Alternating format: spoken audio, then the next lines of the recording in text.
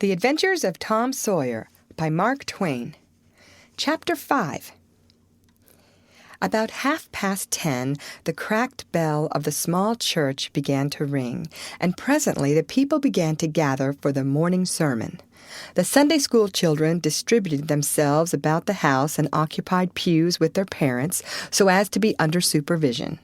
Aunt Polly came, and Tom and Sid and Mary sat with her Tom being placed next the aisle, in order that he might be as far away from the open window and the seductive outside summer scenes as possible.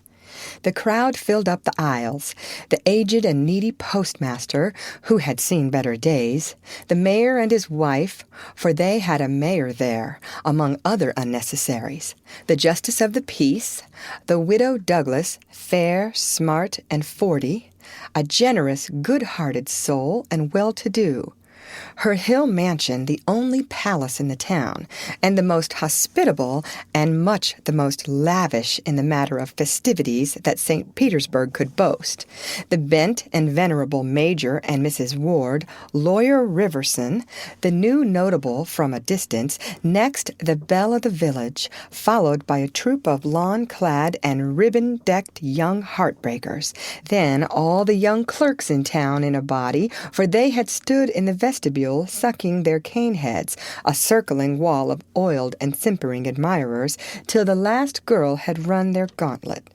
And last of all came the model boy, Willie Mufferson, taking as heedful care of his mother as if she were cut glass. He always brought his mother to church, and was the pride of all the matrons. The boys all hated him, he was so good. And besides, he had been thrown up to them so much. His white handkerchief was hanging out of his pocket behind, as usual on Sundays accidentally. Tom had no handkerchief, and he looked upon boys who had as snobs. The congregation being fully assembled now, the bell rang once more to warn laggards and stragglers, and then a solemn hush fell upon the church, which was only broken by the tittering and whispering of the choir in the gallery. The choir always tittered and whispered all through service. There was once a church choir that was not ill-bred, but I have forgotten where it was now. It was a great many years ago, and I can scarcely remember anything about it, but I think it was in some foreign country. The minister gave out the hymn and read it through with a relish, in a peculiar style which was much admired in that part of the country. His voice began on a medium key and climbed steadily up till it reached a certain point where it bore with strong emphasis upon the topmost word, and then plunged down as if from a springboard. Shall I be carried to the skies on flowery beds of ease, whilst others fight to win the prize and sail through bloody seas? He was regarded as a wonderful reader.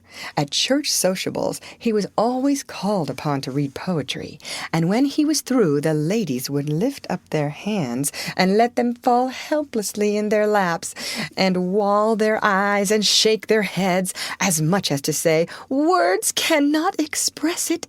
It is too beautiful for this mortal earth." After the hymn had been sung, the Reverend Mr. Sprague turned himself into a bulletin board and read off notices of meetings and societies and things till it seemed that the list would stretch out to the crack of doom, a queer custom which is still kept up in America, even in cities, away here in this age of abundant newspapers. Often the less there is to justify a traditional custom, the harder it is to get rid of it. And now the minister prayed. A good, generous prayer it was, and went into details. It pleaded for the church, and the little children of the church, for the other churches of the village, for the village itself, for the county, for the state officers, for the United States, for the churches of the United States, for Congress, for the President, for the officers of the government, for poor sailors tossed by stormy seas, for the oppressed millions groaning under the heel of European monarchies and Oriental despotisms, for such as have the light and the good tidings, and yet have not eyes to see nor ears to hear withal, for the heathen in the far islands of the sea, and closed with the supplication that the words he was about to speak might find grace and favor, and be as seed sown in fertile ground, yielding in time a grateful harvest of good. Amen. There was a rustling of dresses, and the standing congregation sat down. The boy whose history this book relates did not enjoy the prayer. He only endured it, if he even did that much. He was restive all through it. He kept tally of the details of the prayer unconsciously, for he was not listening, but he knew the ground of old and the clergyman's regular route over it, and when a little trifle of new matter was interlarded, his ear detected it, and his whole nature resented it. He considered additions unfair and scoundrelly. In the midst of the prayer, a fly had lit on the back of the pew in front of him, and tortured his spirit by calmly rubbing its hands together, embracing its head with its arms, and polishing it so vigorously that it seemed to almost part company with the body, and the slender thread of a neck was exposed to view, scraping its wings with its hind legs, and smoothing them to its body as if they had been coat-tails, going through its whole toilet as tranquilly as if it knew it was perfectly safe, as indeed it was, for as sorely as Tom's hands itched to grab for it, they did not dare. He believed his soul would be instantly destroyed if he did such a thing while the prayer was going on.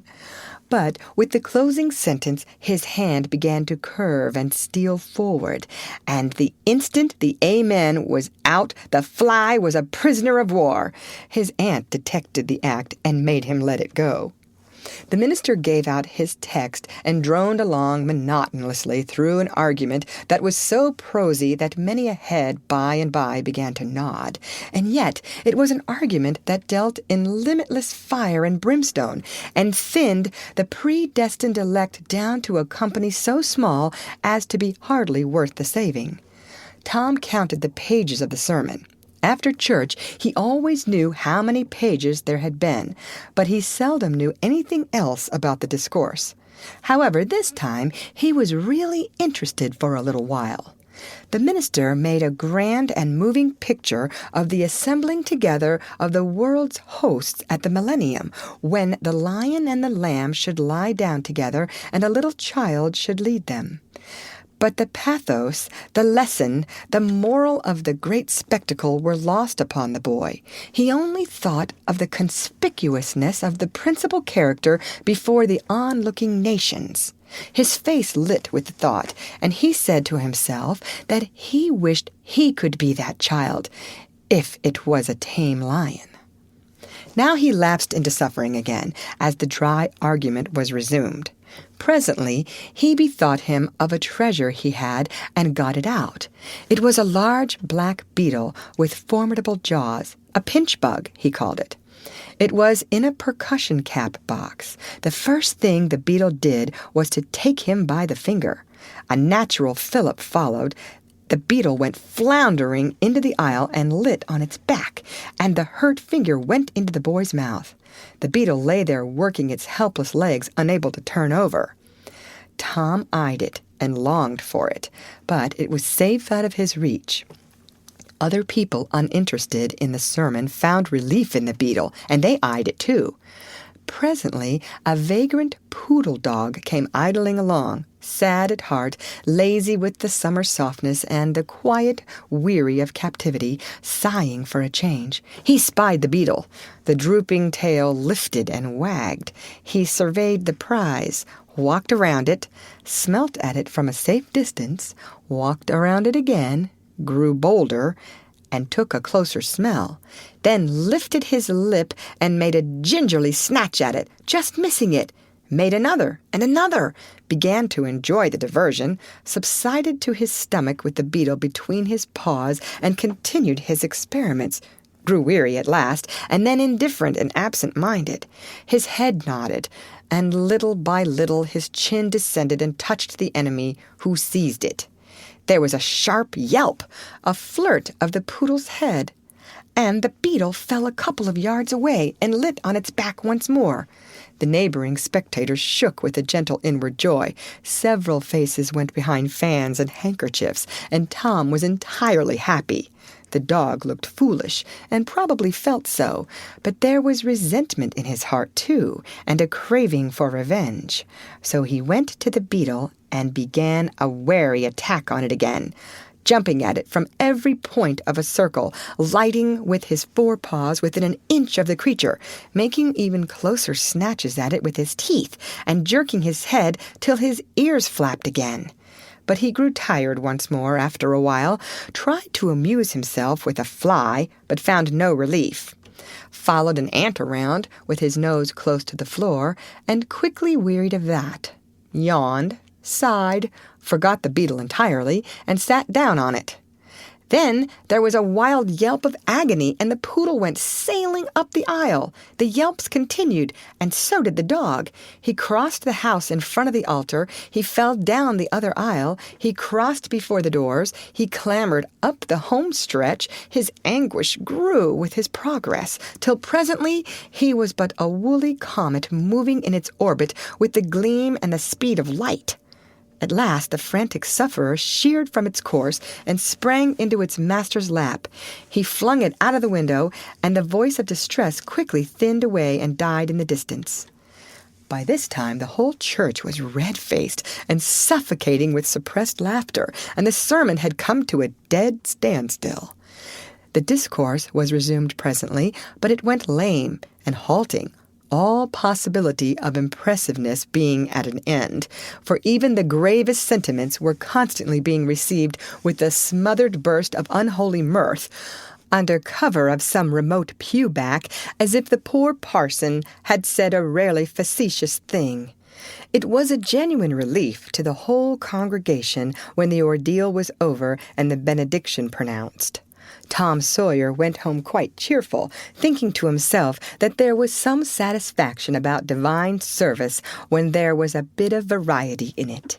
He had but one marring thought. He was willing that the dog should play with his pinch-bug, but he did not think it was upright in him to carry it off. End of chapter. Read by Lorraine Montgomery for Lit to Go on the web at fcit.usf.edu.